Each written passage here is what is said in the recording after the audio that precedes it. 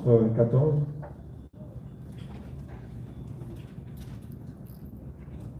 À partir du verset 25.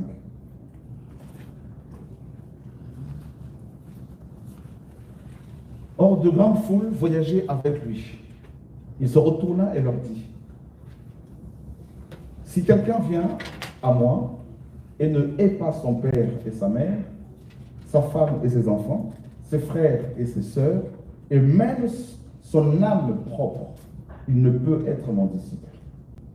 Et quiconque ne porte pas sa croix en venant après moi ne peut être mon disciple. Car lequel d'entre vous, voulant bâtir une tour, ne s'assied premièrement et ne calcule la dépense pour voir s'il a de quoi l'achever, de peur qu'après avoir posé le fondement, il ne puisse l'achever, et que tous ceux qui le verront ne commencent à se moquer de lui en disant, cet homme a commencé à bâtir et il n'a pas pu l'achever. Ou quel roi, s'il va faire la guerre à un autre roi, ne s'assied pas premièrement pour examiner s'il peut, avec 10 000, aller à la rencontre de celui qui vient contre lui avec 20 000. Autrement, il envoie une ambassade pendant qu'il est encore loin et demande la paix. Ainsi, quiconque d'entre vous ne renonce pas à tout ce qu'il possède ne peut être mon disciple. Quiconque d'entre vous ne renonce pas à tout ce qu'il possède, pas à certaines choses qu'il possède, mais à tout. On en parlait tout à l'heure avec les frères. Les possessions que nous avons, si nous sommes enfants d'Élohim, ne sont pas à nous. Tout appartient au Seigneur. Paul le dit, tout appartient au Seigneur. Ainsi donc, quiconque d'entre vous ne renonce pas à tout ce qu'il possède ne peut être mon disciple.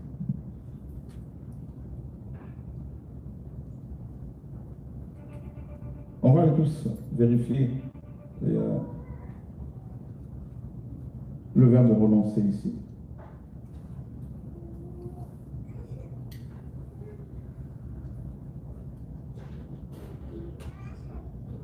Voilà. Mettre à part, séparer. Il est impossible de suivre le Seigneur si on ne se sépare pas au niveau du mental déjà, de tout ce que nous avons, de tout ce que nous sommes.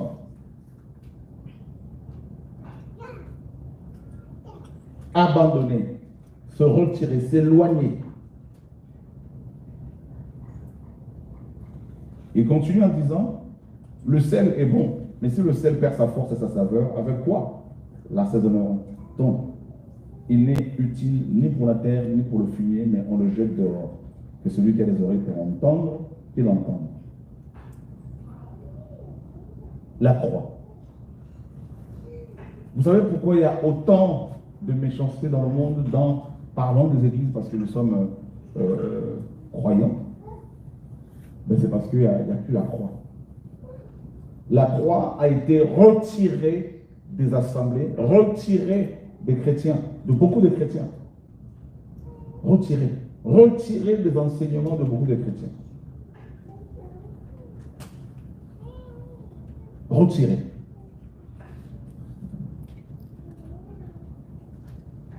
Comment peut-on savoir que quelqu'un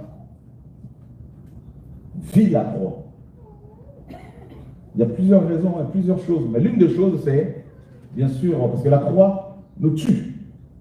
La croix, c'est l'instrument choisi par le Créateur pour pouvoir détruire la chair. N'oublions jamais cela. Et regardez, frères et sœurs,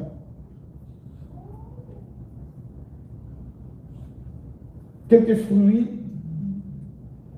d'une personne, que porte une personne qui porte la croix, d'une personne qui est crucifiée. Nous sommes dans 1 Pierre chapitre 2.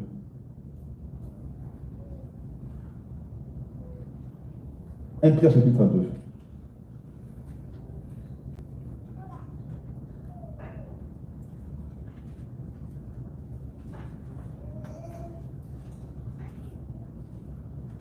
À partir du verset 19 jusqu'au verset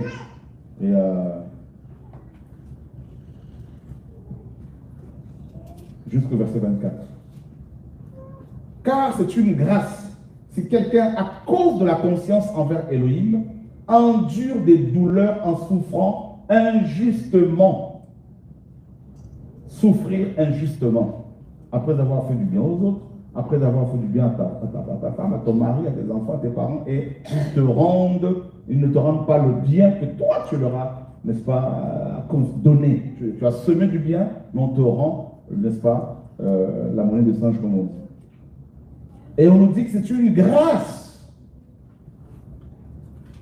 Mais bien évidemment, quand on souffre, on ne comprend pas que c'est une grâce. On ne comprend pas ça. Parce que dans nos églises paganisées, sur les réseaux où tout le monde devient enseignant, prédicateur, prophète, ben, la souffrance, la grâce est dissociée de la souffrance. Quand on entend grâce, on ne voit pas la souffrance. Pourtant, Paul l'a dit aussi dans 2 Corinthiens 12, quand il a demandé au Seigneur que le démon, l'ange de Satan qui le frappait tous les jours, lui soit retiré. Et le Seigneur lui dira, ma grâce te suffit. Car ma puissance s'accomplit dans la faiblesse. Ah, c'est pour cela que je nous dis que la croix est retirée de beaucoup de chrétiens, de beaucoup de maisons des chrétiens. Retirée. Car quelle gloire y a-t-il si, étant frappé pour avoir commis des péchés, vous l'endurez? Il n'y a pas de gloire à ça. Tu pêches et on te juge, on te frappe. C'est logique. Tu subis les conséquences de tes actes. Tu payes les conséquences de tes actes. Mais si vous souffrez quand vous faites le bien et que vous le supportez, c'est une grâce devant Elohim. Wow. La croix. Car c'est à cela que vous avez été appelés. Oh. Ça commence bien. Seigneur, c'est quoi mon appel? Seigneur, c'est quoi mon appel? Frère, c'est quoi mon appel? Apôtre, prophète, docteur, c'est quoi mon appel? Je veux connaître mon appel. Ben, ton appel, voilà ce que la parole dit. Voilà ce que la parole dit. On a été appelés à souffrir.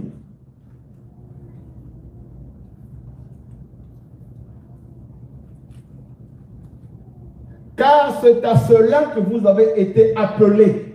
On n'a pas été appelés à être acclamés comme la plupart des pasteurs qu'on voit sur les réseaux. Où l'on parle, les chrétiens parlent plus d'eux que du Seigneur. Vous vous rendez compte? Ils sont devenus des personnages centraux des enseignements des églises, des réseaux. Ce n'est plus le ciel, ce n'est plus le Seigneur, ce n'est plus la parole. Comment voulez-vous que ces chrétiens se posent des questions quand l'enseignement des vidéos, des émissions sont faites autour des hommes du matin au soir? Parce qu'ils sont nés dans un système où on n'a fait que parler des hommes du matin au soir. Donc ils ne peuvent pas faire la différence entre le vrai et le faux. Parce qu'on ne leur a pas présenté le vrai. L'évangile qui sont entre nous, c'est un évangile qui ne fait que magnifier les hommes, glorifier les hommes. Mais ici, l'évangile, la parole nous dit autre chose. C'est une grâce de souffrir injustement. Quand on fait le bien, c'est une grâce de souffrir. Parce que Mashiach aussi a souffert en notre faveur, nous laissant un modèle, afin que vous suiviez ses traces. C'est fort.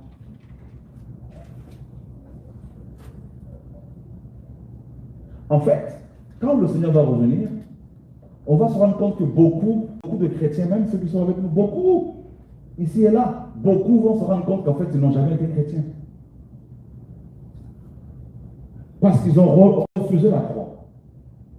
Parce qu'ils n'ont pas compris ce que c'est la croix. Nous avons un modèle. Le modèle, le Seigneur, il est au choix. Jésus. Qu'est-ce que Pierre dit? Mais il a souffert. Et il nous a laissé ce modèle afin que nous marchions sur ses traces. Mais qu'est-ce qui arrive aux chrétiens du christianisme paganisé? Quand il y a une persécution, quand ils sont injustement jugés, quand ils sont rejetés, ben, aussitôt ils se disent, ah, le Seigneur m'a abandonné, il n'est pas avec moi. Ben, moi j'étais beaucoup comme ça. Parce qu'on a cru que l'évangile c'est quand on nous fait du bien, quand on nous acclame, quand on a du travail, quand on a... Ben, c'est terrible. Mais c'est pas ça l'évangile. C'est pas ça. Lui qui n'a pas commis de péché, lui qui n'a pas commis de péché, et dans la bouche duquel il ne s'est pas trouvé de tromperie. Lui qui insultait, et qu'est-ce qu'il faisait? N'insultait pas en retour. C'est fort. Maltraité, ne menaçait pas, mais ça remettait à celui qui juge justement. Ça c'est terrible. On l'insultait, il n'insultait pas. Il a porté nos péchés dans son propre corps sur le bois, afin qu'étant mort au péché, nous vivions pour la justice. Lui, par la meurtrissure de qui vous avez été guéri. Il était insulté, lui en retour, il n'insultait pas. Le Seigneur dit, c'est ça la croix. Voilà le comportement de quelqu'un dont la vie est crucifiée. Aucune réaction face à la méchanceté. C'est le que bénir, s'arrêter sur le Seigneur et continuer à faire l'œuvre du Père.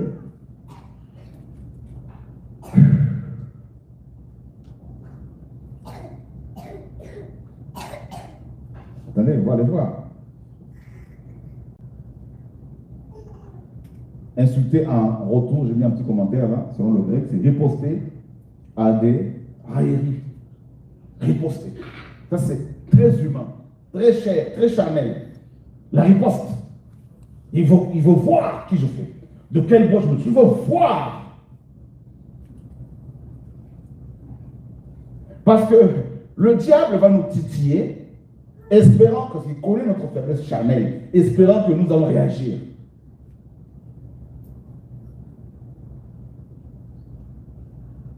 Ça nous titille, ça fait mal. Et ça, la croix, on ne peut pas fonctionner. Et on va aller voir le comportement du Seigneur dans Luc.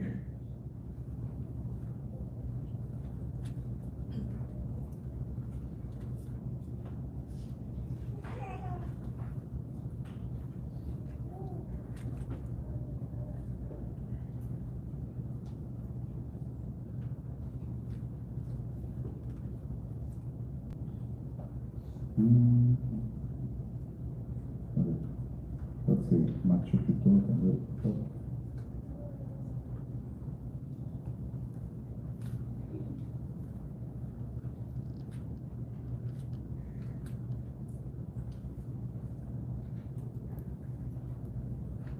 Donc Matthieu chapitre 26.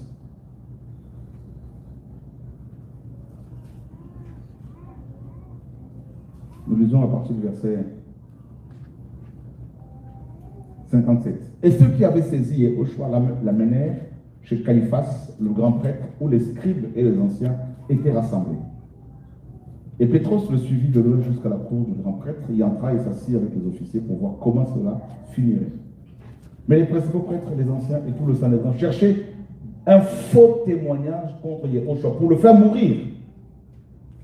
Si notre maître, qui est notre modèle, a subi cela, des témoignages faux avec des propos contre lui, et qu'est-ce que toi tu espères avoir comme vie?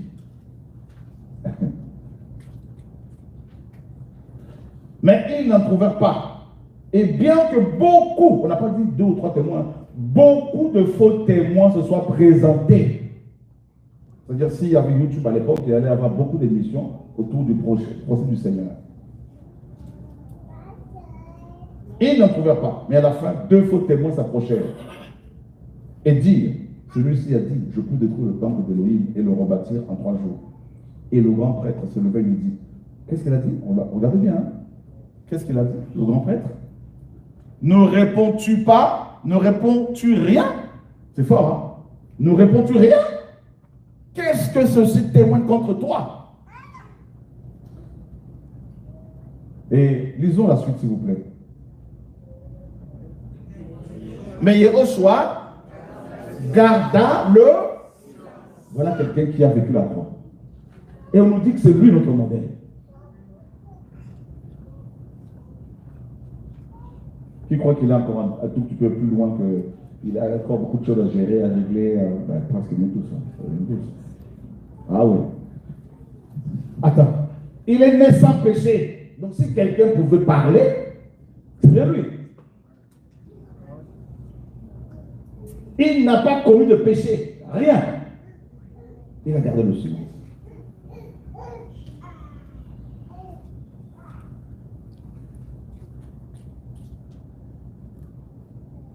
Pendant les années, quand on me titillait, je faisais tout de suite une annonce au TV de vie. Émission spéciale.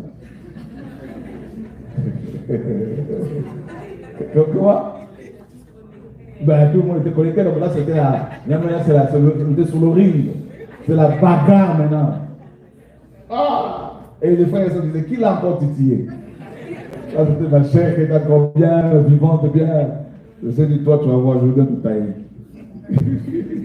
Vous savez, quand vous savez que vous avez raison, que vous avez tout ce qu'il faut comme preuve, et que le Seigneur vous dit, taisez-vous. Vous savez ce que ça fait?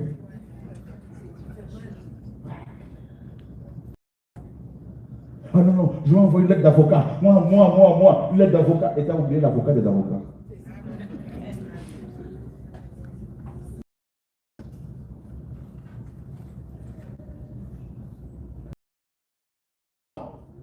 L'évangile continue avec la croix. L'évangile se termine avec la croix. En fait, c'est ça l'évangile. La croix au début, la croix au milieu, la croix à la fin.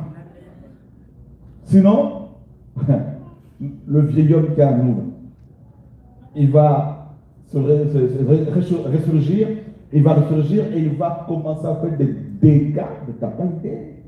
Pourquoi il y a autant de divorces dans le milieu chrétien? L'absence de la croix. C'est tout. C'est tout. Pourquoi autant de guerres dans les assemblées? Même quand il y a seulement 15 membres, et vous allez trouver que parmi les 15 membres, il y a au moins 10 membres qui veulent être des têtes. Maintenant, comment on fait? 15 membres, 15 têtes, alors qu'il n'y en a qu'une de tête, c'est le Seigneur. Donc vous voyez, donc ça veut dire qu'il faut la croix pour que toutes ces têtes soient coupées par le Seigneur pour laisser la vraie tête fonctionner.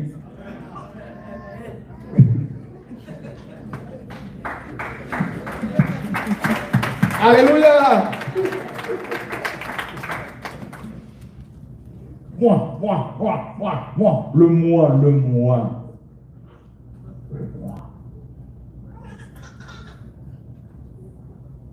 Je veux vous dire quelque chose. Vous savez pourquoi beaucoup de chrétiens ne grandissent pas dans l'autorité? L'autorité est une épée. Vous voyez? L'autorité est comme une épée. Et pourquoi beaucoup de chrétiens, malgré le nombre d'années toutes ces années qu'ils fréquentent, qu'ils restent dans les assemblées, depuis qu'ils sont dans les années, pourquoi ils ne grandissent pas dans l'autorité, dans le royaume, dans l'œuvre que le Seigneur leur a confiée? C'est parce que le Seigneur se dit, si je leur donne une épée, ils vont... C'est comme un couteau, hein. Vous savez, si vous avez un couteau, bien aiguisé, vous pouvez vous en servir pour manger, pour faire la nourriture, couper les aliments, pour couper des liens, des prisonniers, pour faire du bien aux autres. Vous pouvez vous en servir aussi pour vous blesser, vous tuer, ou tuer les autres. Un seul instrument peut avoir plusieurs rôles, plusieurs fonctions.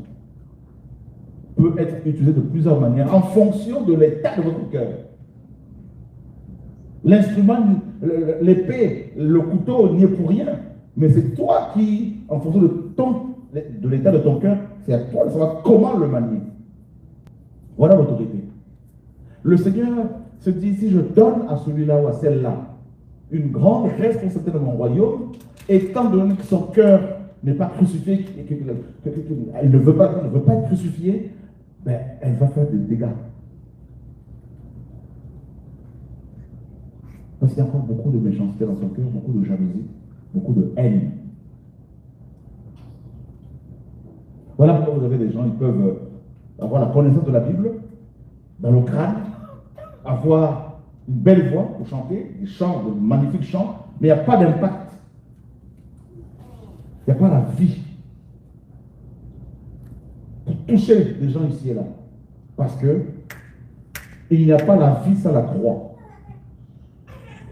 C'est par la croix, c'est grâce à la croix, à l'œuvre de la croix, que nous avons eu la vie. N'oubliez jamais cela. La vie que nous avions perdue. La première conséquence de la croix, c'est la vie éternelle. Elohim a tant aimé le monde qu'il a donné son Fils unique, afin que quiconque croit en lui ne périsse pas, mais qu'il ait la vie éternelle. Vous voyez? Donc, beaucoup ont la connaissance comme le diable.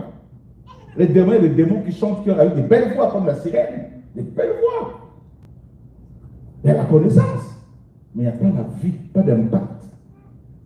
Parce qu'il n'y a pas la croix.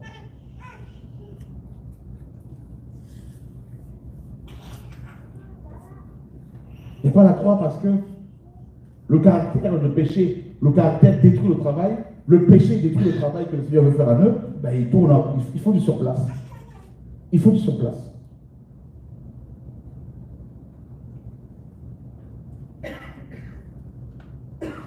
Le grand prêtre était étonné de voir que le Seigneur ne répondait rien. Et plusieurs témoins, et le maître a gardé le silence. Il n'y a qu'un mort par rapport au péché qui peut garder, un mort qui peut garder le silence face à l'injustice.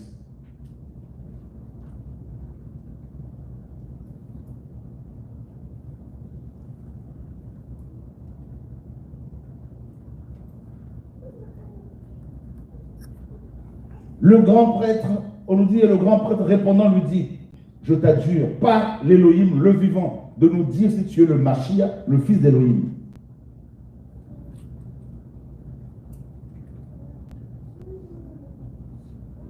La croix. 1 Pierre chapitre 4. Verset 1er. Mashiach, ayant donc souffert pour nous dans la chair, vous aussi armez-vous de la même pensée. C'est une arme. La pensée de souffrir est une arme. C'est écrit noir sur blanc. Mashiach a souffert dans la chair. Vous voyez? Dans la chair. Donc c'est la chair qui doit être brisée. La chair doit être broyée tous les jours. Parce que la chair est raciste. La chair est tribaliste. La chair est orgueilleuse. On parle des œuvres de la chair. Et vous savez même que parmi les œuvres de la chair, il y a la sorcellerie. Donc ça veut dire quoi? Ça veut dire que tous ceux qui sont dans la chair, de base, sont sorciers. Parce que la sorcellerie est une œuvre de la chair. Qui est choqué?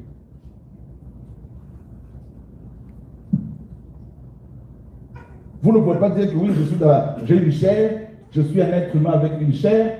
Eh bien, cette œuvre n'a jamais été, parmi les œuvres de la chair, sélectionnée. Ça n'a jamais été dans ma chair. Ça, oui, ça, oui. Toutes les œuvres de la chair dont il est question dans Galates 5 se retrouvent dans toutes les chairs.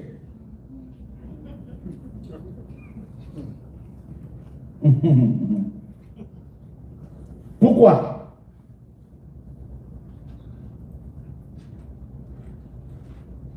L'un des fruits de la sorcellerie, c'est la haine.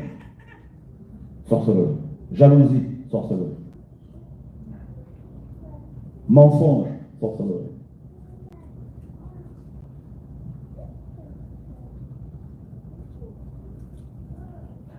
Les menaces, sorcellerie.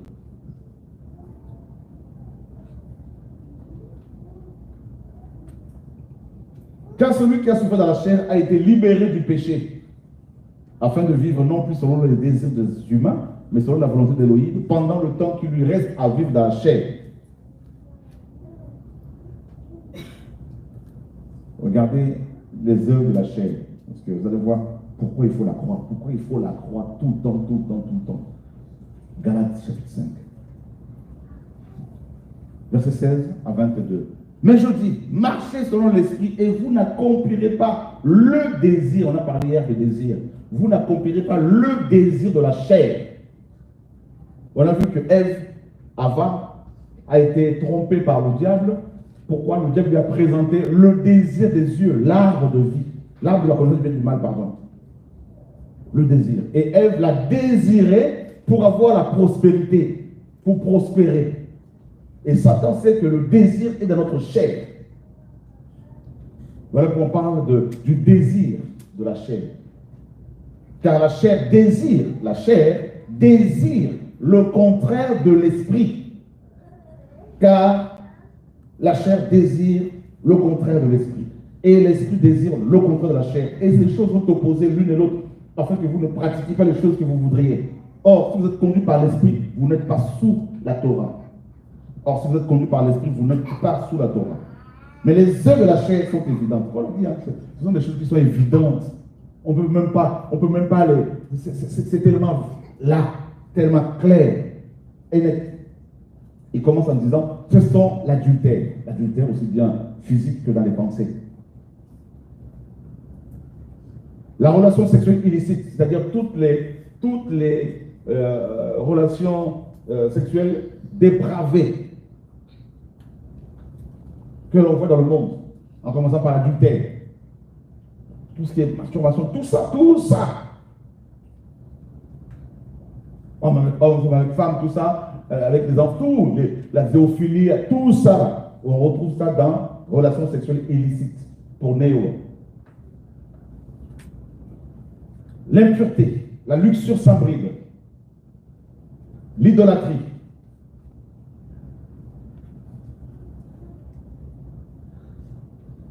C'est-à-dire quelqu'un ou quelque chose qui prend la place du Seigneur dans ton cœur. Ta femme te quitte et tu n'arrives plus à vivre. Ça veut dire que ta femme était devenue une idole pour toi. C'est grâce à elle que tu vivais. Donc c'était ton Elohim qui te donnait la vie, soi-disant. C'est terrible, hein? Ton mari te quitte, tu n'as plus envie de vivre. Donc tu étais une idole. Frère, c'est chaud. La sorcellerie. Je viens un petit commentaire. La sorcellerie du grec, pharmakeia, qui a donné plus tard pharmacie. Usage ou administration de drogue. Empoisonnement. Ouais, empoisonnement. C'est-à-dire quand tu empoisonnes les gens physiquement et aussi avec tes paroles du venin. C'est de la sorcellerie. Voilà pourquoi je dis que personne, aucun ne peut plus dire que lui, il n'a jamais été sorcier. Tous ceux qui naissent, tous les humains naissent sorciers. Il y en a qui vont aller plus loin dans la sorcellerie, qui vont faire des alliances avec le diable, allégeance à Satan, tout ça. Ça, oui. Et qui vont être conscients maintenant du monde spirituel démoniaque, qui vont sortir, faire des sorties astrales pour aller détruire les gens, tuer, voler des âmes. Hier, je vous ai dit qu'on allait parler un peu de la façon dont l'ennemi procède pour pouvoir voler les âmes. Parce qu'en fait, quand quelqu'un décède avant le temps, vous voyez que la personne, son âme a été volée. Amen. Volée. Et comment Satan procède? Ben, regarde, mon frère. Il va envoyer, par exemple, des esprits pour me contrôler, pour me surveiller. Des démons espions. Comme des renseignements généraux. Ils vont prendre toutes les informations sur toi, sur moi, tout. Ce que tu aimes manger, avec qui tu aimes traîner. Et ils vont connaître les faiblesses aussi des gens que de tes amis, pour pouvoir passer par eux s'ils n'arrivent pas à t'atteindre directement. Tout. Ils vont t'étudier. Tes faiblesses, tout. À quelle heure tu pries, combien de temps tu utilises pour méditer la parole, combien de temps tu prends. Et ils vont faire des rapports. Et ensuite, tu vas envoyer d'autres démons plus forts pour pouvoir maintenant t'atteindre. Ceux qui font dans les renseignements, ils ont fait leur boulot, ils sont rentrés. C'est toute une organisation. Le Seigneur disait que Satan n'est pas divisé contre Satan. C'est un royaume très très bien hiérarchisé, bien organisé. Ils font leur rapport. Ensuite, ils vont collaborer avec les sorciers de chaque famille de vos familles pour avoir des droits légaux. Parce qu'il faut une légitimité. On ne peut pas voler une âme s'il n'y a pas une ouverture quelque part. Le Seigneur dit dans Jean 14, 30, le chef de ce monde vient, le prince de ce monde, et il n'a rien à moi. Donc ils vont tout faire pour que tu aies quelque chose qui leur appartient, pour pouvoir entrer facilement dans ta maison ou dans ton corps. Ça peut être un cadeau que quelqu'un t'offre, ça ouvre une porte, ça leur donne des droits légaux. Ça peut être ta réaction face aux insultes. Tu te mets en colère et tu ouvres une porte et tu dors avec la colère comme la parole le dit. Eh bien, si le soleil se couche sur ta colère, ben là, tu ouvres une porte à l'ennemi, là, il peut faire son travail. Par la nourriture, par plein de choses. Vous voyez? Tu pars en voyage, tu achètes un objet. Ah, il est pas mal, il est beau cet objet. C'est un souvenir. Je suis allé au Gabon en mission. Je me mets dans une chambre d'hôtel. Il y avait une statue en face du lit. Dans chaque chambre, toutes les chambres, il y a une statue, ce masque, un masque africain. Et quand je suis arrivé, je regardais ce masque. J'étais irrité. J'ai compris grâce au Seigneur que c'était une caméra spirituelle. Je me suis assoupi un peu comme j'étais fatigué et le masque a commencé à me parler. Je me suis réveillé, je lui ai dit, écoute, j'ai des droits légaux ici, n'est-ce pas? Je suis dans ma... C'est mon droit d'être là, parce qu'on a payé la chambre. Au nom de Yeshua, tu ne peux rien faire. J'ai démonté ce masque-là. J'ai appelé l'accueil, je lui ai dit, venez chercher votre masque. Je leur ai dit, il n'a pas à me parler.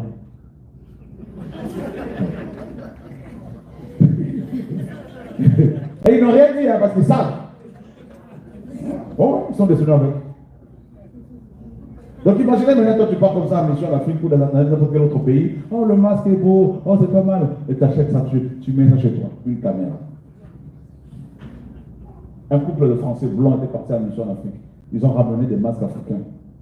Et quand ils sont revenus, la femme est tombée malade, cancer généralisé. La présence démoniaque, masque. Vous voyez? Donc maintenant, pour t'atteindre, ils prennent des informations sur toi. Et qu'est-ce qu'ils vont faire? Ils vont tout faire maintenant pour t'aveugler spirituellement, pour tuer le discernement chez toi. Ils vont tout faire, ils vont t'envoyer quelqu'un qui va devenir toxique pour toi. Tu vas être dans une relation toxique avec parfois un proche ou des frères et sœurs des assemblées. Parce qu'en fait, il faut savoir que dans toutes les assemblées, ils sont là, les mystiques. Déjà de base, tous les humains sont des sorciers. Alors maintenant, ceux qui sont conscients, ben, ils vont aussi infiltrer, sorciers conscients, ils vont infiltrer les assemblées, bien évidemment. Bien évidemment. Partout. Et ils vont commencer maintenant à te créer des problèmes, à t'irriter tout le temps, pour t'empêcher de méditer la parole, de prier comme avant, afin d'avoir le discernement. Et là, tu vas être tout le temps irrité, tu vas être irritable et tout ça, et puis après, hop, on t'aveugle.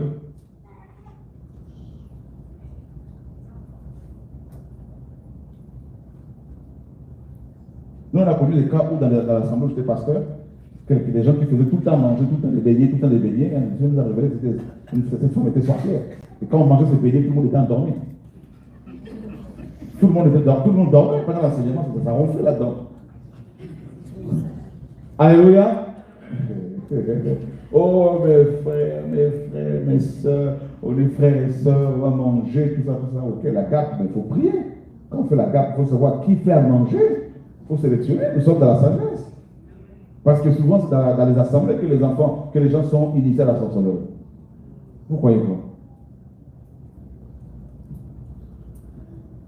Vous êtes trop naïf.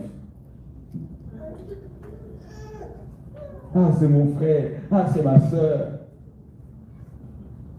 Une fois, un pasteur, qui s'est avéré être plus tard un impublic, est venu de la RDC avec de la nourriture. Et l'esprit m'a dit, tu vois, cette nourriture, mets ça à la poubelle. Nourriture travaillée. Tu manges ça, tu perds le discernement. Et il te rend idiot. Il t'aveugle. Tu ne vois même plus ce que tu fais. Comme un mouton, et là, il ne t'écoute pas, ah ben, ils finissent par t'éliminer. Fini.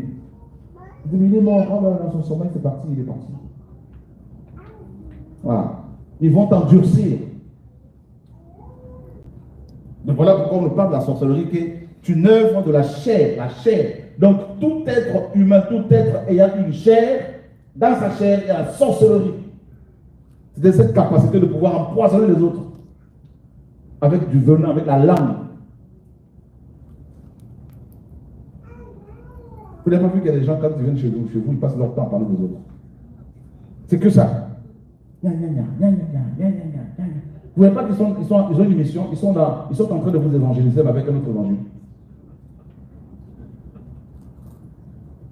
Or, la foi vient de ce qu'on entend. Sorcellerie, art magique. œuvre de la chair. Pourquoi il y a toutes ces guerres? Vous le savez. Parce que la sorcellerie, la chair, la chair, la chair, la chair. Les inimitiés, les querelles, les jalousies. Vous voyez, à chaque fois, c'est du pluriel, hein? À part sorcellerie, idolâtrie, sorcellerie, tout ça. Les animosités, les esprits partisans. Les esprits partisans, au lieu d'être dans le parti du Seigneur, dans le croyant du Seigneur, dans le royaume du Seigneur, je dirais, eh bien, il y a des gens qui choisissent des partis. Vous allez voir. Regardez bien comment dans les assemblées, les gens créent des partis. De base, il y en a, ils viennent vraiment pour le Seigneur. Et ils sont avec tout le monde, tous les enfants du Seigneur. Mais on va les récupérer, les coopter et les intégrer dans un petit groupe. Vous arrivez bien. Œuvre de la chair, tout ça.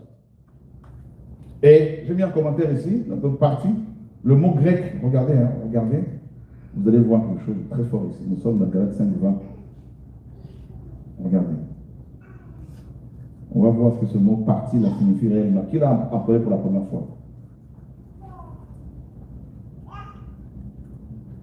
Il est 20h-3, donc 20h20, on termine. On va tout faire pour finir plus tôt. Ok. 20, regardez. Partie.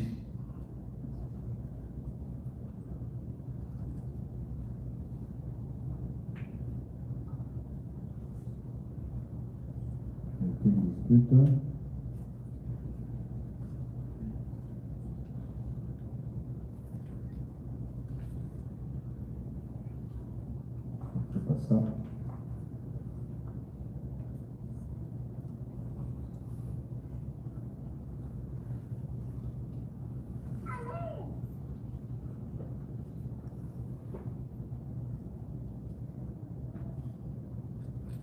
Ok.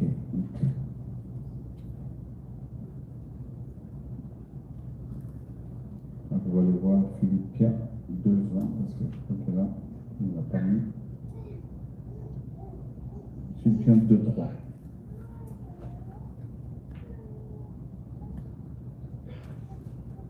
C'est un philosophe qui a utilisé pour la première fois ce mot-là pour parler de la politique. Philippiens 2:3.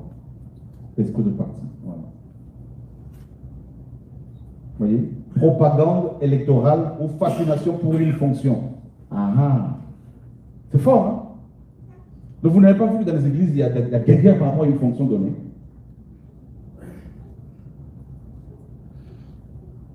Voilà ce qui se passe dans les assemblées. Œuvre de la chair. Donc, chacun va parler à un petit groupe, à 2 ou 3 personnes en disant: ah ben moi j'ai mon appel, j'ai reçu pour faire tel. Et il va vouloir embarquer 2 ou 3 personnes.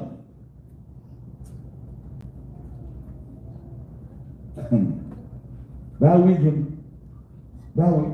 C'est-à-dire des recrutements dans les assemblées. Voilà ce que le Seigneur m'a parlé, voilà ce que le Seigneur m'a dit, voilà la vision que j'ai eue, voilà machin. Alors on va faire ci, on va faire ça, on va faire ci, on va faire ça, machin, tout ça là. C'est de la propagande, c'est une œuvre de la chair.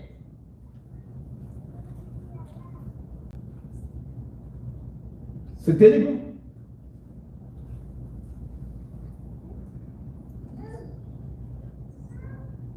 Et regardez qui c'est qu'il a employé pour la première fois. Ce mot se trouve avant les écrits de la Nouvelle Alliance, avant que les écrits de la Nouvelle Alliance soient révélés. C'était Aristote qui a utilisé ce mot pour la première fois. Aristote, philosophe grec. Il parlait justement de poursuite égoïste d'une fonction politique par des moyens injustes. Vous voyez? Voilà pourquoi il va inventer ce mot-là. Donc, pour atteindre leurs objectifs, ceux qui sont possédés par cet esprit, donc au niveau de la chair, ceux qui ont laissé libre cours à cet aspect de la chair, eh bien, ils peuvent inventer des histoires sur toi, sur les uns des autres, juste pour attirer les âmes. Paul disait, ils veulent vous détacher de nous, afin que vous soyez zélés pour eux. C'est des participants dans les assemblées, vous avez beaucoup de ce problème-là.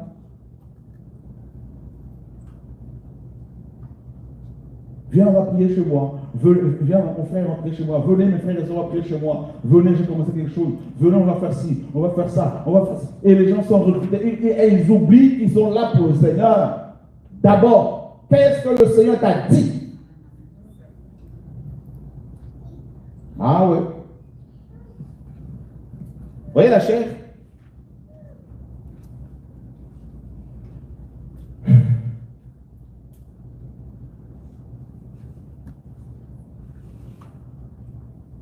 Un jour, un frère dans un pays étranger, je ne dirais pas le nom de ce pays-là. On est parti là-bas, on a fait l'œuvre a pris de l'ampleur. Ils étaient venus nous chercher, ils étaient venus me voir pour l'œuvre. On est parti, on a fait l'œuvre. Il y a eu une belle œuvre. Et puis, 2 ou 3 ans après, il m'appelle pour me dire, ah ben, ça serait bien que tu viennes pour nous reconnaître comme anciens, que tu viennes reconnaître les anciens. Je lui ai dit, tu veux quoi là? Donc, tu veux que je vienne dans votre pays, dans votre assemblée pour reconnaître les anciens. On t'a dit que moi, je suis là pour reconnaître les anciens. Et deuxièmement, définis-moi le mot ancien. Donne-moi le synonyme d'ancien. Vieillard. Dis-moi parmi vous, il y a combien de vieillards? Quel âge as-tu? Je vais poser la question. 37 ans, donc tu n'es pas un vieillard. Pourquoi tu es vieillard longtemps? Alléluia. Et tu savais ce qu'il faisait là-bas? Il disait aux gens, ah ben je parle avec le frère Chora, je suis avec le frère Chora, on discute, machin, tout. Et les gens croyaient que c'était... Mais d'accord au pied du Seigneur. C'est lui maintenant qui peut te dire, va voir telle femme, parce que je lui ai donné un don qui va pouvoir être bénéfique. Ça oui. Corneille a prié, le Seigneur lui a dit, envoie des gens chercher Pierre. Vous voyez comment ça se passe? Mais pour ceux qui ne veulent pas de la croix, ils vont d'abord chercher les hommes avant de consulter le Seigneur. Je vois mon frère Christian qui se roule la tête. Tu peux nous dire un peu, je crois que c'est quelque chose ça peut toucher beaucoup de gens. Non, je suis simplement choqué parce que, bon, les gens aujourd'hui, au lieu d'aller vers Christ directement, ils vont vers les hommes et après ils deviennent esclaves de ces hommes. Complètement. Complètement. Ils vont d'abord chercher les hommes. L'homme, le frère, la soeur a dit quoi? La prophétesse a dit quoi? Le prophète a dit quoi? Un tel a dit quoi? Mais tu as le Saint-Esprit en permanence. Tu as la Bible avec toi. Mais plie tes genoux si tu ne peux pas les plier. Ok, c'est pas un problème. Parce que tu es malade. Ok, mais plie ton cœur. Va devant le Seigneur. Crie vers le Seigneur. La croix. La croix, c'est quoi? La croix, la croix, c'est d'abord cet instrument. La croix, c'est un instrument. Sur le plan, j'ai écrit un livre sur la croix. Donc, je ne sais pas s'il reste d'autres quelques exemplaires, on pourra vous les offrir. La croix, ce sont les persécutions auxquelles nous faisons face. Le Seigneur permet à ce que l'on soit persécuté. Il permet ça, il sait toutes choses à l'avance. Alléluia. Il a dit, vous avez, non pas vous aurez, mais vous avez de la tribulation dans le monde. Prenez courage. Il n'a pas dit, je vous sors de là. Non, il dit, prenez courage. Alléluia. Donc il a dit, vous serez haïs de tous à cause de mon nom. Il n'a pas dit, vous serez acclamés de tous. Non, il n'a jamais dit ça. Alors pourquoi tu cherches à être acclamé? Il a dit, malheur à vous si tout le monde disait du bien de vous. Car c'est ainsi qu'ils ont agi à l'égard de vos prophètes. Réjouissez-vous, dit le Seigneur, si l'on vous persécute. Paul, les apôtres étaient persécutés. Qu'est-ce qu'ils ont fait? Ils se sont réjouis. Pierre en prison, il dit à Philippiens, réjouissez-vous. Il est enchaîné. Et il écrit à ceux qui étaient libres dehors. Et il leur dit, réjouissez-vous. Pourtant, c'est eux qui auraient dû logiquement l'encourager. Et il dit, je le répète, réjouissez-vous. La croix, la persécution. Tu n'as pas fait que depuis que tu es converti, tu ne fais que tu es détesté, tu es haï, rejeté, incompris. Mais c'est la croix. Mais ne prie même pas pour que tu sortes de là, tu ne sortiras pas de là jusqu'à ce que le Seigneur revienne. Si tu veux sortir de là, c'est ta mort physique. Parce que tu traînes la chair est toujours collée jusqu'à la mort. Ah oui? Comme le mariage, c'est jusqu'à la mort où on peut se séparer. Mais sinon, tu es collé, attaché, pas avec la plus 3. Tu sais, tu habites la chair, ton esprit est emprisonné, c'est dedans. Parce que la chair, c'est ta maison, c'est ma maison. Alors pourquoi tu demandes maintenant que le Seigneur arrête avec la tribulation? Il a dit chaque jour, il faut prendre ta croix, chaque jour. Il faut la porter. Et pour briser notre chair, il va utiliser les gens les plus proches. Ça fait le plus mal.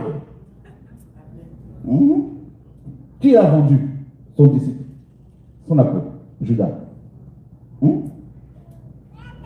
Sa propre mère disait, il est fou. Ses frères disaient, il est fou.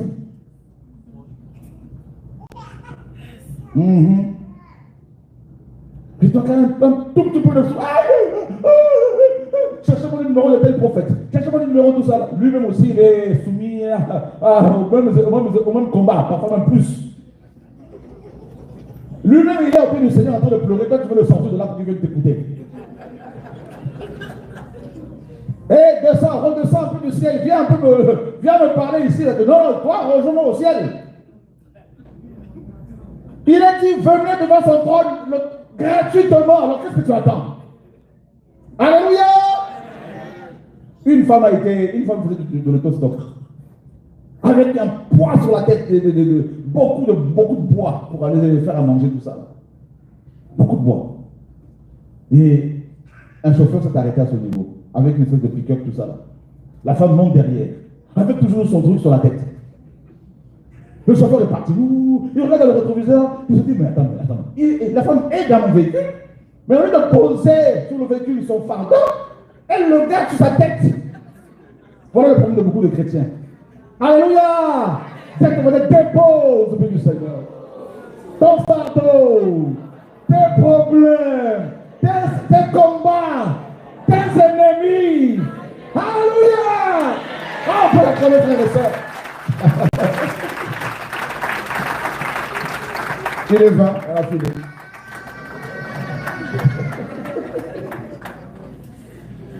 Croix, persécution, la croix, c'est aussi l'arme de vie. Voyez? La croix. Donc, si tu souffres, si tu pleures à cause des gens, bénis-les, ne les maudis pas. Bénis-les. Père, nous bénissons ton nom pour la croix. Nous te louons, toi, de vérité, pour ta fidélité, pour ta grâce. Oh, alléluia. Seigneur, au travers de la croix, au travers de la persécution, tu nous fais grandir dans la foi. Tu nous fais mûrir. Tu nous fais mûrir, Seigneur, dans la persévérance, dans la sainteté, dans la sanctification. Père, au nom de Yeshua, parfois quand tu nous sépares des gens mauvais, on ne comprend pas tout de suite. On pleure, on gémit. Mais pourtant, c'est pour notre bien. Certaines séparations sont provisoires. Dis le Seigneur, le temps que toi tu sois façonné, mon enfant, que tu sois travaillé, que tu grandisses pour pouvoir maintenant avoir une nouvelle relation avec ces personnes, avec ces hommes et ces femmes. Donc c'est un plan du Seigneur, c'est dans son plan que tu sois dans la maturité spirituelle pour pouvoir mieux servir le Père au nom de Yeshua, notre Seigneur, le Sauveur, notre Roi. Alléluia. Tant que tu resteras focalisé sur tes problèmes, dit le Seigneur, tu ne pourras pas grandir. Mais malgré les choses, malgré le combat, malgré les pierres qui sont jetées sur toi, fais comme Étienne avait fait.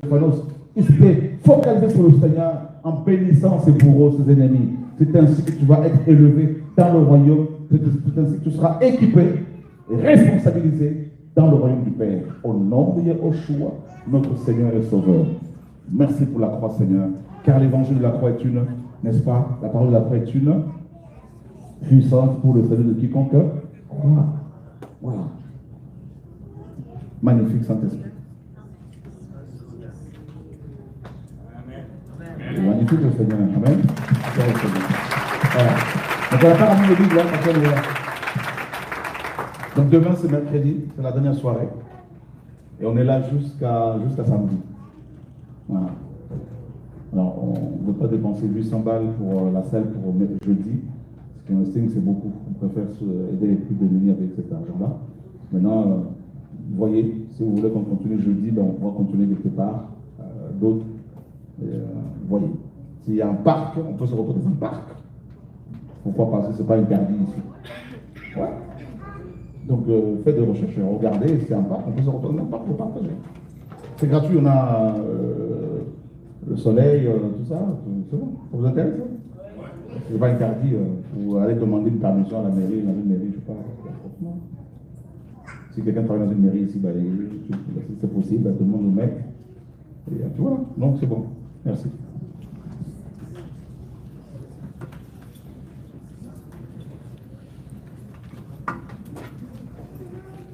Ouais, t'as arrêté? Non, pas encore. Je peux interroger tes frères et ça. Ok.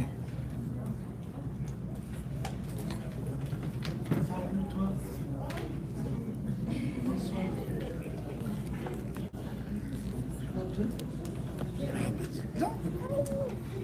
Tu vas bien? Tu vas bien?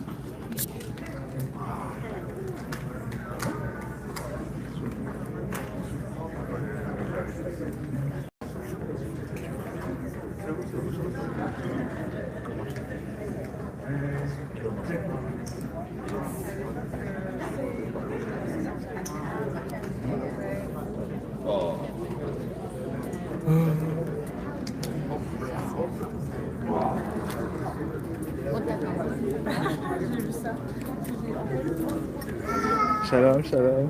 Nous sommes en direct. Est-ce que vous pouvez dire quelque chose? Votre attention, s'il vous plaît. Est-ce que vous pouvez dire quelque chose? Nous sommes en direct. Comment vous avez trouvé l'enseignement Il y a aujourd'hui? quelque chose. Qu'est-ce que vous avez appris aujourd'hui encore? Donc, Tout ça. J'ai appris la croix, qu'on oublie souvent. On oublie souvent de la porter, parce que notre Seigneur nous a dit de porter la croix. On n'est pas là pour partie plaisir, c'est dans l'amour du Seigneur. Ok, donc le Seigneur soit béni. En tout cas, vous avez été content d'être là, tout ça. Oui, oui, oui. C'est Ok. venu. Vous avez été encouragé, béni par rapport à tout ce qui était partagé. Oui, oui. D'accord, À le chaque Seigneur fois. soit- vous allez bien? Ça va? Vous voulez dire quelque chose? Comment? Moi, je suis assez émue. C'est quelque chose de je ne connaissais pas cette façon, cette approche. Et puis, D'accord. D'accord. beaucoup aimé. D'accord, que le Seigneur soit béni. Amen. Quoi? Vous voulez dire quelque chose? Nous sommes en direct. Est-ce que vous voulez un peu dire comment vous avez trouvé l'enseignement aujourd'hui? Oui, Est-ce que vous j'ai avez beaucoup aimé le numéro d'aujourd'hui où il a pu se parler de la chair. Mhm. La chair, c'est c'est notre ennemi premier. Et il a parlé de la sorcellerie. Tant que la chair domine sur votre vie, donc la sorcellerie va encore s'amplifier. Oui. Voilà pourquoi les guerres qu'on a entre l'esprit et la chair, les disputes internes, il n'y a que l'esprit qui peut nous aider à aller de l'avant. Ouais, C'est un très bon message. J'ai beaucoup aimé les messages et que Dieu bénisse la rencontre. Pour que ce message soit partagé à tout le monde. ouais, exactement. L'envie, les désirs d'hier, ça aussi c'est un très bon message. Ouais, vous avez été encouragé, édifié, tout Très, ça. très encouragé, très édifié. Ouais, que le Seigneur soit béni. Gloire au Seigneur. Ouais, merci. Bonne soirée, donc à demain. À demain. Alors.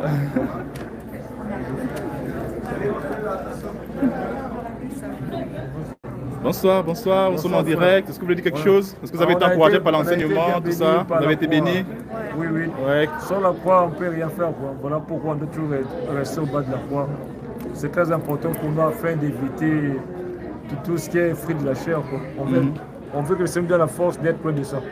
D'accord, que le Seigneur soit béni. Merci, mon frère. Donc vous avez été encouragé, c'était bien. Donc là, demain, on se voit demain. Très bien, bien, on se voit de merci, frère. D'accord. Venu avec beaucoup de choses en moi. Uh-huh. Et quand il a commencé à parler de la parole de Dieu, c'est là que je Oui, me oui. suis sentie un peu libérée. Vous êtes senti libéré, tout ça, quand la parole a commencé à être annoncée. C'est ça. Waouh, magnifique, gloire au Seigneur. D'accord. Pas bonne continuation, à demain. Hein? Ok.